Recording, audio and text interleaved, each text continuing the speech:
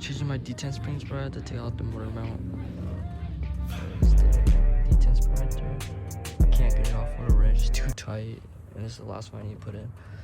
And I gotta put the gear selector spring on. I have to take off the starter right there.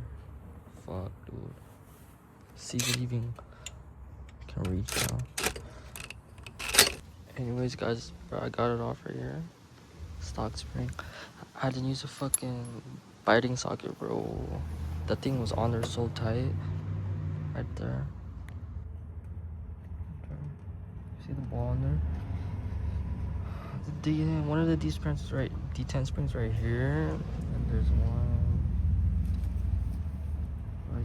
right there.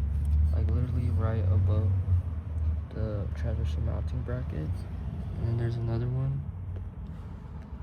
Literally like right, let me see, like literally down here, like right below, like right next to this one on the left side.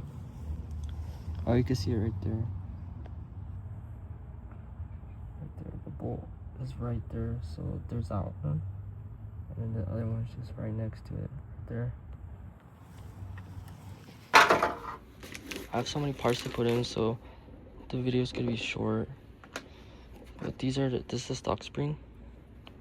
Like literally so easy to squish in. Actually, this one, the fuck? This one is kind of springy.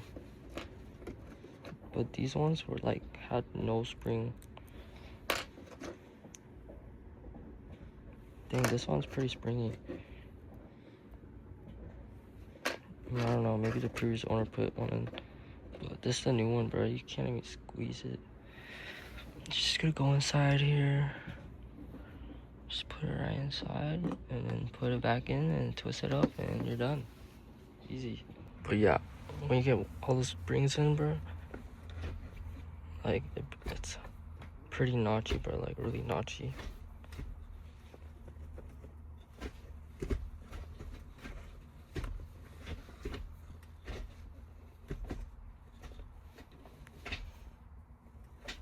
Like, it won't pop out of gear. It definitely won't pop out of gear. This thing is like hard to push. But once I put the gear selector spring in, the notchiness right here should go away. It's pretty bad.